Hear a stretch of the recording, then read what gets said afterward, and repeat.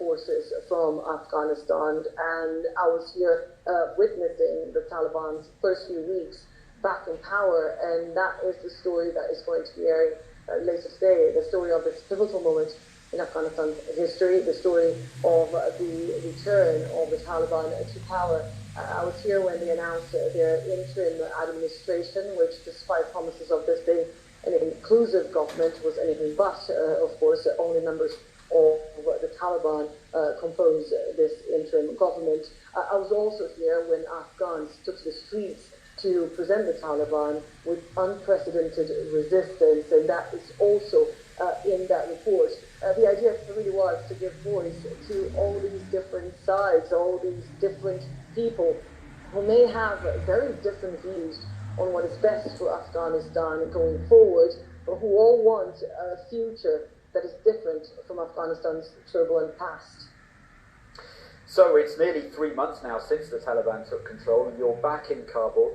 What's the situation like for ordinary Afghans now? What have people been telling you?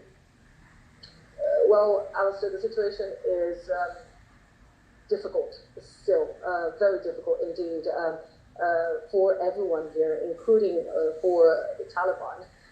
Ordinary Afghans talk about hardships, talking about anticipating a very difficult winter, and the Taliban are open about the fact that this is going to be a huge challenge.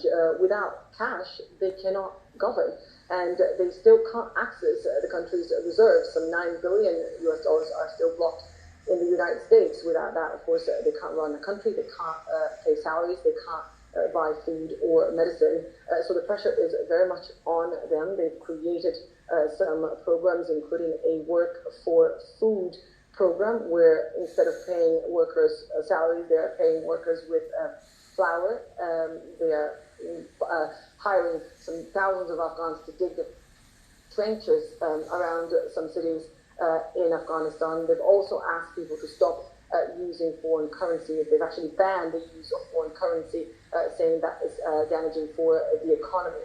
All that context, of course, because the economy is in shambles. People I've been speaking to over the last few days say they are very concerned about Taliban's ability to govern this place, especially in view of the economic situation. They say they are very worried about their future. They are very worried about putting food on the table. And the UN has been warning that millions of people here are at risk. Some 23 million people, according to the UN, are facing a huge hunger as of this month.